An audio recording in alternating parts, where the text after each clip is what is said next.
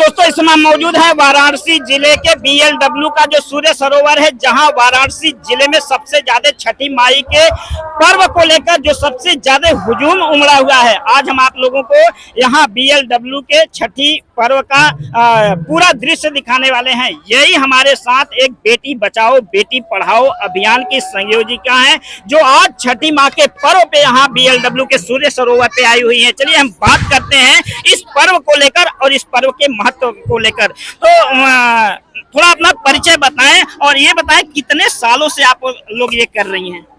मैं लगभग 12 साल से व्रत कर रही हूँ छठ पर्व का, और यह हमारी आस्था का, ये हमारे भारत का एक तरह से कह सकते हैं। आप देख रहे हैं ये आस्था का महापर्व ये कहते हैं, और ये प्रकृति का पूजन है।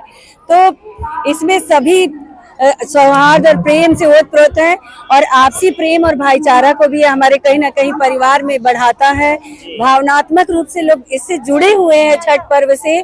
इस पर लोग देश विदेश में भी रहते हैं, तो छठ पर्व पे आते हैं, अपने देश में, गांव में, शहर में आकर पूरे परिवार के साथ मिलकर नहाए खाए खरना और छठ का महापर्व करते हैं। घाटों पर जाते हैं, वेंगी लेकर माँ के लिए फल चढ़ाते हैं, जोड़ा सूप चढ़ाते हैं, और अपने बच्चों की लंबी आयु की कामना करते हैं। परिवार की सुख समृद्धि की कामना के लिए यह व्रत किया जाता है जी। तो जैसा देख सकते हैं, जिस प्रकार से मैडम ने बताया कि यह जो पर्व है ये आपसी भाईचारा को बढ़ाते हुए प्रकृति की पूजा के साथ साथ जो गृहस्थी घर का आपसी संबंध है, उस संबंध को, प्रेम को और गहरा और मजबूत करने वाला ये पर्व है। तो मैडम बताएं, इस पर्व को जो अभी तक नहीं किए हैं कैसे शुरू कर सकते हैं उसको? इसका विधि विधान, आप जब घाट पे पहली बार आप आए, किसी से सूप चढ़वाएं। इसमें फल चढ़ाना होता है। सूप से आस्था और विश्वास से इसका व्रत करने, आजकल तो YouTube पे भी नियम बताया जाता है।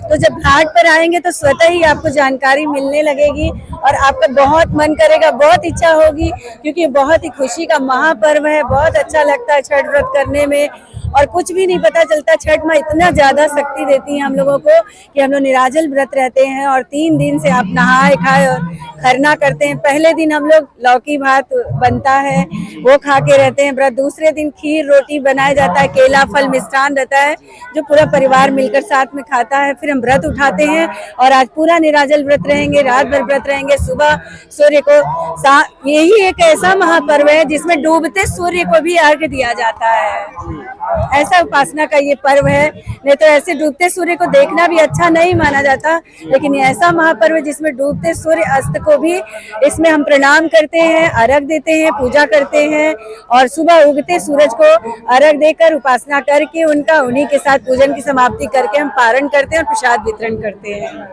तो दोस्तों आप देख सकते हैं, ये जो सनातन धर्म के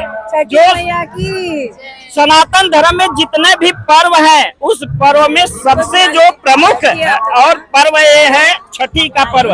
ये तो पर्व वैसे बिहार से इस पर्व को प्रमुख माना जाता था, जिससे मनाया जा रहा है। और आप देख सकते हैं इस समय, जिस समय यहाँ पे BLW में सूर्य सरोवर पे पूरे स्वर्ग जैसा नजारा है, और इस पर्व में जितनी त्याग, जितनी तपस्या, जितने जो कहते हैं कि यहाँ पे व्रत, जिस प्रकार से व्रत को नियमों का पालन किया जाता है, प्रकृति की पूजा की जाती है, और जो भी एक बार करता है, मैडम एक बार जो कर लेता है, अगले साल क्या उसका मन और ज्यादा गहराई से जुड़ जाता है? बिल्कुल, और उत्साह बढ़ जाता है, और बहुत मन होता है कि पूजा हम करें।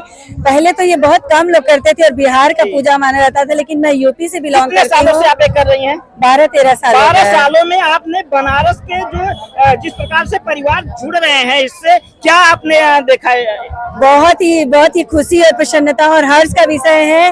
देखिए, सनातन धर्म और संस्कृति से हमारा देश बहुत ज्यादा भावनात्मक रूप से जुड़ा हुआ है। ये बहुत तेजी से फैल रहा है, बहुत तेजी से इसका विस्तार हो रहा है। छठ पूजा का सभी लोग मना रहे हैं, जो लोग नहीं करते थे वो लोग भी व्रत अब उठा रहे हैं और पूजा कर रहे हैं, सूर्य की उपासना कर रहे हैं। अब सब ये जान गए कि केवल बिहार की पूजा नहीं, ये प्रकृति की पूजा है, सूर्य उपासना का पर्व है ये।